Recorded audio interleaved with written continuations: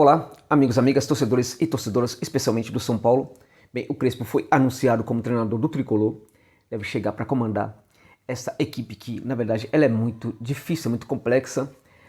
Quando a gente olha para o elenco do São Paulo, é necessário olhar muito para o elenco neste momento, especialmente porque chega um novo treinador, e quando a gente faz este exercício, né, exercício que algumas pessoas já faziam antes, outras nem tanto, mas algumas pessoas que costumam olhar mais, analisar muito mais profundamente as equipes de futebol, já faziam sobre o São Paulo, mas enfim, quando a gente olha para esse elenco, a gente percebe o quanto ele é difícil, o quanto ele é complexo, na verdade, para qualquer treinador, né?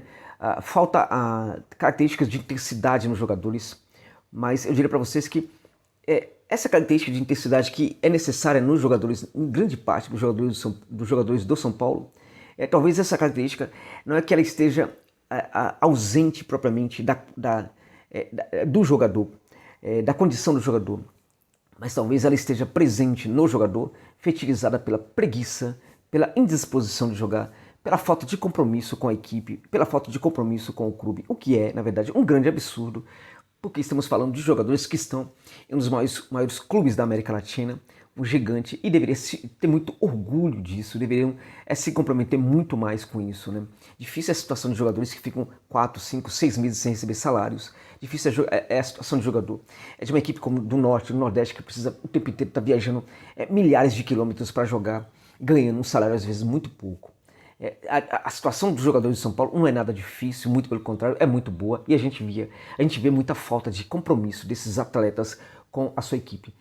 E essa falta de compromisso, quando a gente pensa nisso, a gente lembra, por exemplo, do Dani Alves e de outros jogadores, mas ela está, quando olhamos mesmo para o comportamento, quando a gente olha para a necessidade do que era a entrega desses jogadores mesmo para o time do Diniz, a gente percebe que muitos atletas, na verdade, mantêm essa indisposição, essa falta de compromisso. E este pode ser também um dos grandes problemas para o Hernan Crespo. Bem, nesse sentido, o Crespo herda do Diniz uma certa herança ofensiva, uma forma de jogar, uma série de ideias que já foram ventiladas para esses atletas do elenco tricolor, mas o Hernan Crespo também herda a falta de intensidade, a falta de compromisso, a falta de intensidade e compromisso que se materializam, sobretudo, sobremaneira, na questão da recomposição defensiva. E este ponto complica muito o trabalho do Crespo, porque a recomposição é algo vital para a condição de defesa, a condição defensiva da equipe, para o ato de defender a sua meta da equipe do São Paulo agora com o comando do Crespo. E além desse ponto, um outro que compromete também a questão da pressão e da recuperação pós-perda, né, que também é vital, né? A pressão pós-perda nesse conjunto é vital para que a equipe não leve gols. E nesse sentido, eu diria para vocês que mesmo no Defensa e Justiça, o problema já acontecia. O Crespo já demonstrava alguns problemas na equipe do Defensa, nesse problema em relação à recomposição defensiva. E lá os jogadores estavam muito mais comprometidos com a proposta do que são os jogadores atualmente do elenco tricolor. Vamos lá. Pensando a forma como ele jogava no Defensa, como ele armava aquele Defensa e Justiça campeão da Copa Sul-Americana, a gente tem dois cenários aí que podem se materializar no tricolor. Dois cenários principais. Um deles é um esquema, né? Eu estive conversando com um amigo meu do Táticas de Futebol FIFA 2021. Inclusive vou deixar aqui um link sobre o canal muito interessante, que não é só sobre FIFA 2021 que eles tratam, é muito mais, é a coisa muito mais profunda, não é só para quem gosta de joguinho de futebol, tem muita ideia interessante discutida nesse canal. Eu estava falando com meu amigo do Táticas de Futebol FIFA 2021 a respeito de como pode ser montada essa equipe do Crespo, e algo que ele disse e que eu concordo é que os esquemas são menos importantes nesse momento do que as ideias que o Crespo vai trazer para o São Paulo e que vai colocar para os jogadores, né? Mas do ponto de vista do esquema, que na verdade é um indicativo de como as coisas podem funcionar, vejamos então dois cenários que podem ocorrer. Um deles é o 3-4-2-1, né? E o outro cenário é o 3-1-4-2, né? Bem, a questão do 3-1-4-2 é algo com que talvez eu discorde um pouco do meu amigo. Ele falou, por exemplo, ele colocou a questão de que essa formação teria aí, na verdade, o Volpi, o Juanfran, Bruno Alves e o Arboleda na frente, o Luan, o Sara, Gabriel Sara, Dani Alves, né, e o Tietê, ambos centralizados, e o Reinaldo do outro lado. Na frente, o Luciano e o Pablo. Então, esse seria, portanto, o 3-1-4-2 do Defensa. Outro modelo, outro esquema, na verdade, seria o 3-4-2-1, que seria formado pelo Juanfran, Volpi, naturalmente, Juanfran, Bruno Alves e o Arboleda, o Gabriel Sara, Dani Alves, Tietê e Reinaldo, o Luciano e o Igor Gomes, e na frente, o Pablo, né? Então aí, meus amigos, quando a gente olha para esses dois esquemas e para os jogadores, a gente vê realmente muitos problemas. A gente vê, por exemplo, carências. Muitas carências nas duas formações. E essas carências apontam, inicialmente, de cara, apontam, por exemplo, para os lados do campo, né? Porque nessa proposta a gente teria o Gabriel Sara jogando aberto pela direita, a gente teria o Reinaldo aberto pela esquerda, né? E nesse sentido eu diria para vocês que o São Paulo precisa contratar jogadores, né? Ou precisa achar ali na canteira alguns jogadores muito rápidos, né? Mas o São Paulo vai precisar realmente de jogadores ali rápidos. Eu diria para vocês que no caso do Reinaldo, o problema não é só de rapidez, né? Ele até é um jogador que tem, sim, velocidade e pode, sim, trabalhar muito bem pelo setor, né? Acho que o problema nesse caso aí está com o Sara. No caso tem problema com os dois. No caso do Sara, por uma questão mesmo do jogador, de condição do jogador. No caso do Reinaldo, acho que a questão é mais mental, é mais de disposição e de comprometimento com a proposta, né? Por que esses jogadores são importantes? Porque o Crespo vai precisar de jogadores muito rápidos, porque a rapidez, a velocidade desses jogadores acaba sendo essencial para que a recomposição defensiva funcione muito bem, né? Era justamente pelos lados do campo que o Defensa e Justiça levava muitos gols, né? E tinha, pelos lados do campo, dois jogadores até que não eram lentos, jogadores até rápidos, né? Mas mesmo assim a coisa não funcionava. Por quê? Pela forma como a equipe do Defensa jogava e pela forma como a equipe do São Paulo vai jogar, tentando abrir o campo, tentando gerar bastante amplitude e também tentando aprofundar bastante o campo. A gente percebe, por exemplo, que gera ali uma dificuldade muito grande para essa pressão pós-perda, né? Porque, na verdade, por mais que os jogadores ali, quando a gente pensa dois jogadores abrindo bastante o campo, né? Por mais que alguns jogadores se aglomerem ali no centro da área, né?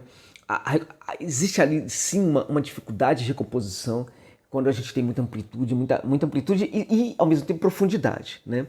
E aí o que acontece? Essa recuperação pós-perda, ela pode ser exercida e tende a haver um grande comprometimento neste momento daqueles jogadores que estão ali na frente. No Defensa, por mais que isso acontecesse, em geral a equipe levava os contragolpes pelos lados do campo. Então, nesse setor, esses dois meias abertos, no caso aí, o Sara e o Reinaldo, precisam ter muito comprometimento com a recomposição defensiva. E aí a gente esbarra num grande problema do Reinaldo. E aí eu falo que é um problema mesmo de disposição, porque o Reinaldo tem velocidade para isso, mas ele não tem disposição, ele não tem comprometimento.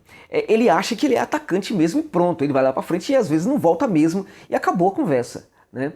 Então, aí precisa ver até que ponto dá para trabalhar nesse mental e mudar o jogador, porque ofensivamente muitas vezes ele até é um dos responsáveis pela construção de boas jogadas do São Paulo. Mas, defensivamente, né, na questão da recomposição, o Reinaldo é uma piada assim, de muito mau gosto, né? Então, acho, se não for possível trabalhar a mente, a cabeça desse jogador, então precisa rapidamente contratar um jogador para o lado do campo aí. E no outro lado, né, se ele for, e acho que ele vai jogar com o Sara aberto ali, o Sara tem um problema da lentidão. A recomposição defensiva do Sara não ocorre com eficiência justamente porque ele não tem rapidez. É um jogador muito técnico, um jogador inclusive que acho que está muito mal posicionado nessa equipe do São Paulo, né?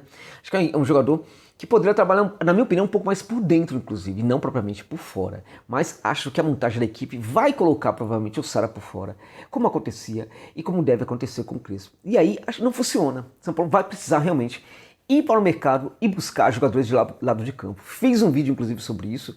Inclusive, a torcida tricolor tem apoiado bastante o meu trabalho, tem assistido muito meus vídeos. Acho que vale a pena olhar para esse vídeo, aqueles que não viram, olhar para esse vídeo sobre pontas que eu sugeri para a equipe do São Paulo. Todos esses pontas que eu pensei, são pontas que trabalham bastante, né, o aprofundamento do campo, a abertura, aprofundamento do campo, mas também sabem recompor, também tem um comprometimento muito forte com a recomposição defensiva. Então vejo problemas aí e acho que o São Paulo pode pensar em alguma coisa. A gente pensa o Toró e outros jogadores para entrar aí no caso do Reinaldo. A gente também continua vendo problemas ali nesse caso, na questão da recomposição, ou por velocidade, quer seja por velocidade, quer seja pela questão mesmo da condição dos jogadores. Então temos um problema aí sério que o São Paulo vai ter que lidar e acho que no caso deve ir para o mercado. Bom, a gente tem então, olhando aqui por exemplo para o 3-4-2-1 e o 3-1-4-2, né, o meu amigo, por exemplo, acha que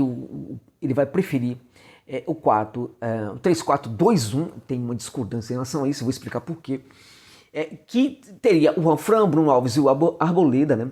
O Bruno Alves mais centralizado, Arboleda e o Juanfran mais abertos, né? Então, o que acontece com esses zagueiros? Todos eles também, de certa forma, quando a gente olha para essa linha, a gente percebe que os três são lentos também, né? De certa forma, os três são lentos. E para esse jogo do São Paulo, essa defesa, essa linha de defesa, né, que é a linha muito provável, né, de defensores, a gente tem, por exemplo, o Léo aí, que pode entrar. No caso do Léo, gente, a gente tem que pensar mais o Léo como o substituto, talvez, do próprio Reinaldo, né? Mas ele poderia também entrar nessa linha. Eu também acho que a coisa não funciona muito bem, né? E aí, temos uma zaga lenta. Essa zaga lenta, por exemplo, ela tem um problema, ela pode ter um problema nessa linha de 4 que fica um pouco mais à frente, composta pelo Sara, Daniel Alves, Tietê e Reinaldo. Por que pode ter um problema aí? Porque a gente olha para essa linha, a gente não vê um jogador com condição de marcar, um bom marcador presente nessa linha.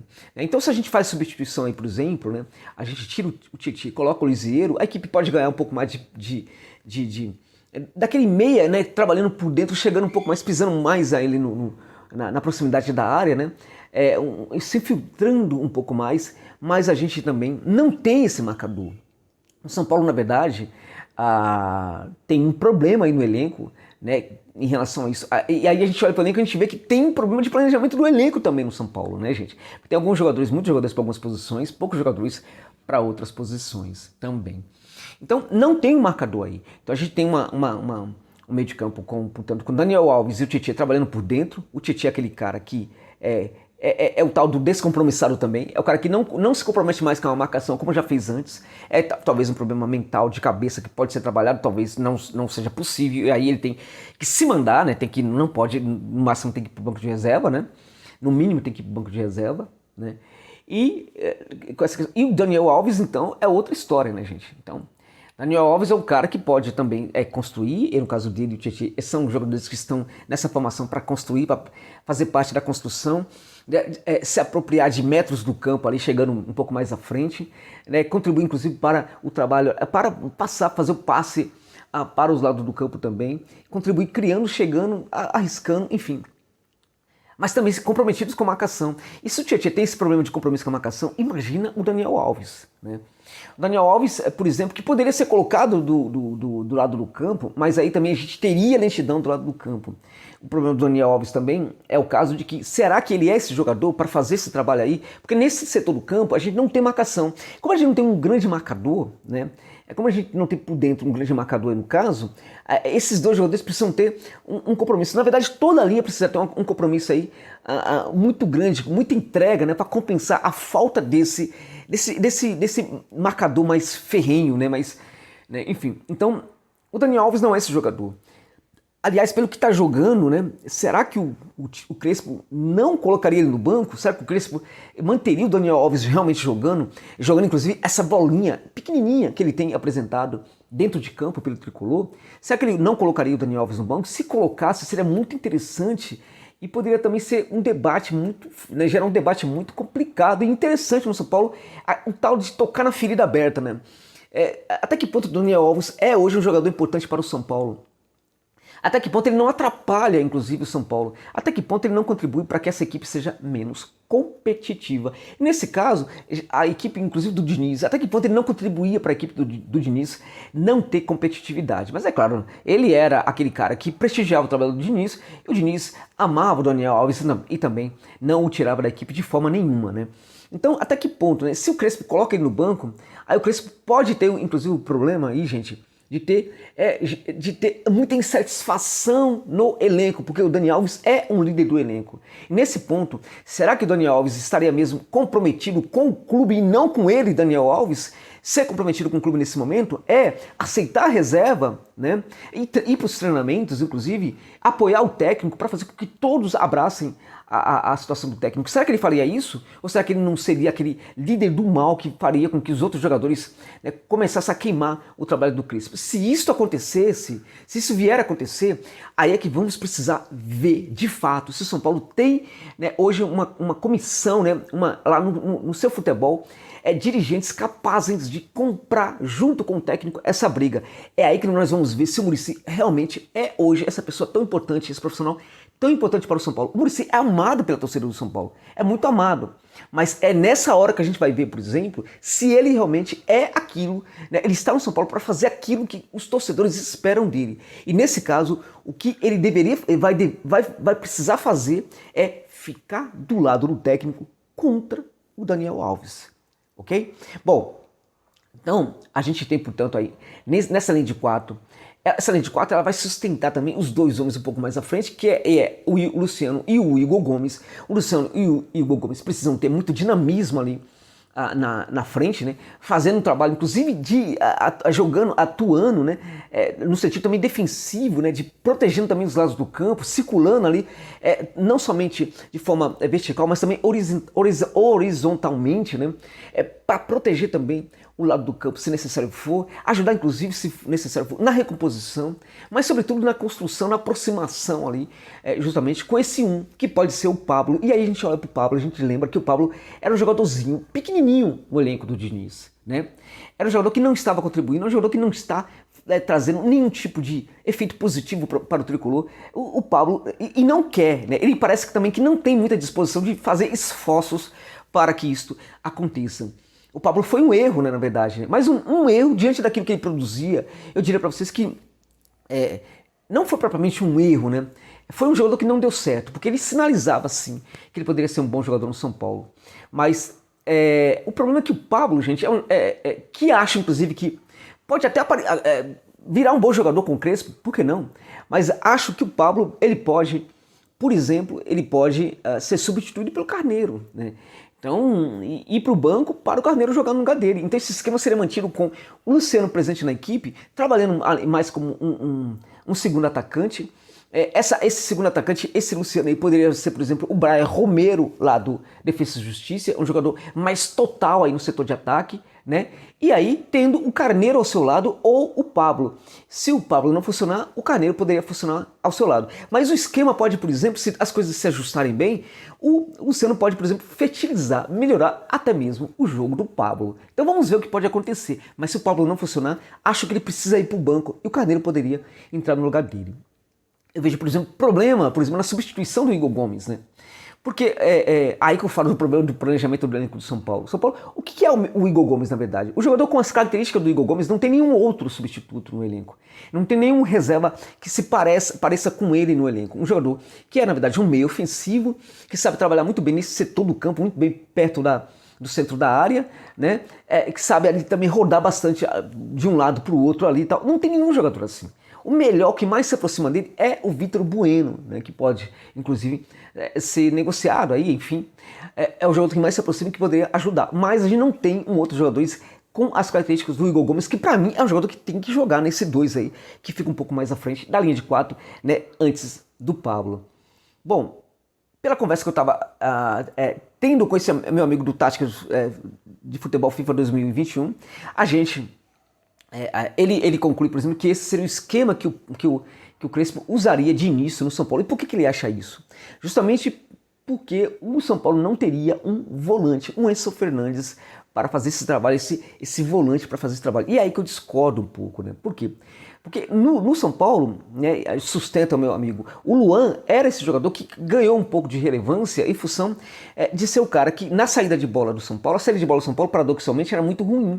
Era muito ruim por quê? Porque ela tinha muita jogada, ela não tinha resultados no ataque, né? Os jogadores não geravam espaços no ataque. A partir do meio de campo não havia uma geração de espaços para a recepção da bola, né? Então, como isso falhava, a saída de bola acabava ficando ruim. Então, em função dos jogadores não trabalharem muito bem lá no ataque, um pouco mais à frente da linha do meio de campo, o que acontece? Havia uma compactação para gerar essa saída de bola, né? Os jogadores voltavam bastante para gerar essa saída de bola, e nesse sentido, o Luan trabalhava muito bem. Então ele era muito importante, ele progredia, inclusive, de forma muito interessante, e acabou ganhando algum destaque aí nesse sentido. Mas numa situação de uma saída mais qualificada, com jogadores trabalhando e gerando mais espaço um pouco mais à frente, ou seja, uma equipe muito mais ajustada, esse Luan talvez não fosse o jogador que serviria para ser esse volante, gente, esse Enzo Fernandes que tinha no Defensa e Justiça, que aliás, nessa posição, acham que o São Paulo precisa mesmo de reforço. Também precisa buscar volantes com qualidade no mercado sul-americano, né, porque não tem um jogador como o Enzo Fernandes no elenco de jeito nenhum, né.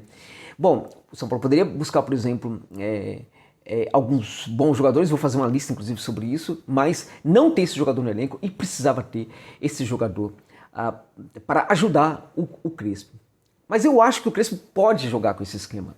Eu acho que ele, até em função de não conhecer muito o elenco, no começo talvez ele use mesmo esse jogador trabalhando ali como o primeiro volante, o Luan. Até que ele perceba, na verdade, que o jogador não tem essa condição, ele provavelmente vai colocar esse jogador para atuar. E aí a gente vê de novo o problema no elenco do São Paulo. De novo o problema de planejamento do elenco tricolor. Porque o São Paulo não tem propriamente nenhum volante no elenco, exceto o Luan. É porque esse volante puro, esse camisa 5 puro, na verdade, que é o Luan, a gente não vê outro no elenco. Ah, mas o Liseiro não é esse jogador.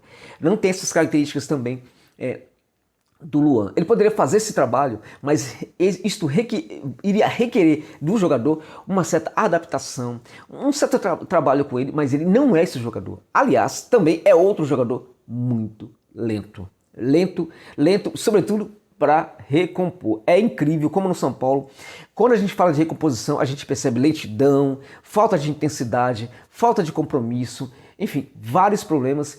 E aí que na verdade, o São Paulo, vários problemas que o São Paulo delegava para o Diniz resolver. Ou seja, quando a gente pensa no departamento de futebol, a gente precisa parar com essa história de achar que o técnico tem de resolver todos esses problemas. Cadê o diretor de futebol, gente? Cadê essas pessoas que trabalham? O que elas fazem? Elas precisam cobrar os jogadores, e não somente o técnico, né, que precisa fazer isso, né? Então há muito problema de comprometimento nessa equipe do São Paulo. Então o Lisieiro é outro jogador, que assim como outros. E quando a gente falava de recomposição, era difícil, era duro de ver, o negócio funcionava com muita dificuldade. Ele, a meu ver, é um jogador que joga um pouco mais, o futebol dele melhora quando ele joga um pouco mais à frente do que joga o Luan. Quando ele está um pouco mais posicionado, na verdade como 8, né? Ele é um típico 8, ele não é um 5. Né? E não temos outros 5 ali, na verdade, no São Paulo, nesse elenco principal do São Paulo, né? Então a coisa complica bastante ali nesse sentido. Mas eu acho que o Crespo pode sim trabalhar com o Luan, com esse 1 aí na frente da linha de 3, né? De 3 zagueiros. E aí ele vai descobrir que o Luan não é o Enzo Fernandes, né? E aí a coisa pode complicar. Então, no caso, o Luan trabalhando com essa um pouco mais à frente, continuaria tendo essa linha, na verdade, aí de 4 à sua frente. E aí não teríamos, na verdade, a presença de 2 jogadores e 1 à frente. Teríamos a presença, na verdade, de 2 jogadores, que seriam o Luan, né? Seriam, na verdade, o Luciano e o Pablo. O Pablo, no começo, vai ser Pablo sim, minha gente. Até ele se desencantar, vai ser o Pablo. Ou até, talvez ele não se desencante, talvez o Pablo mostre que realmente funciona. Mas no começo vai ser mesmo, provavelmente, Luciano e Pablo. Eu espero que, se for o caso de ser o 4-3, 4-1, 3-1, 4-2, que seja, no caso, de início, o Carneiro. O Carneiro precisa realmente de uma nova chance ali no São Paulo para ver. Até para ver se desencanta para ver se a torcida se desencanta de vez com ele, ou para ver, ganhando confiança, né, se realmente ele melhora, ele passa a jogar alguma coisa que ele jogava na canteira. Lá no passado, quando ele foi contratado pelo São Paulo, eu falava dessa condição mental do Carneiro, que dificultaria muito a adaptação dele no São Paulo. E não deu outra, né? Isso realmente ele não teve facilidades para se adaptar no São Paulo, para jogar no São Paulo um bom futebol. Então nesse esquema do 4-1-3-1-4-2, né, com Juanfran, Bruno Alves, Arboleda, Luan, Sara, Daniel Alves, Tietê e Reinaldo, Luciano e Pablo, a gente teria, portanto, esse esquema aí, na verdade, qual é a vantagem do 4-1, do 3-1-4-2? O 3-1-4-2 é que se esse volante é importante porque ele vai fazer um combate muito, quero fazer o Enzo Fernandes, um combate muito forte, uma grande recomposição não, uma grande proteção dos lados do campo, né? Além de assessorar, de certa forma, até mesmo a saída de bola em alguns momentos, né? Então ele é muito importante, mas sobretudo para dar o combate, para combater, para proteger, para facilitar a vida dos três zagueiros, sobretudo porque nesse caso, quando a gente pensa esses três zagueiros, a tendência é que os dois zagueiros de fora, né, tendem a sair um pouco, se descolar um pouquinho ali da grande área, né? Eles vão tentar construir alguma coisa perto do meio de campo, gente. Então fica um mais fixo, na verdade, mais posicionado, né? E dois zagueiros vão um pouco mais à frente. Então nesse caso, né, se esse um que fica um pouco à frente aí, que é no caso o Luan, se ele não funcionar muito bem na marcação, se ele não for muito eficiente na marcação, a coisa vai ficar muito feia, porque estamos falando de dois zagueiros, nesse caso, o Arboleda e na posição de zagueiro o Juanfran, que não tem velocidade e que teria muita dificuldade para retornar. Ainda que o espaço do retorno não seja muito grande, a dificuldade para retorno seria muito significativa e dificultaria muitas coisas para a defesa. Então, esse precisa ser muito bom nessa marcação, e isto não é o caso, na minha opinião,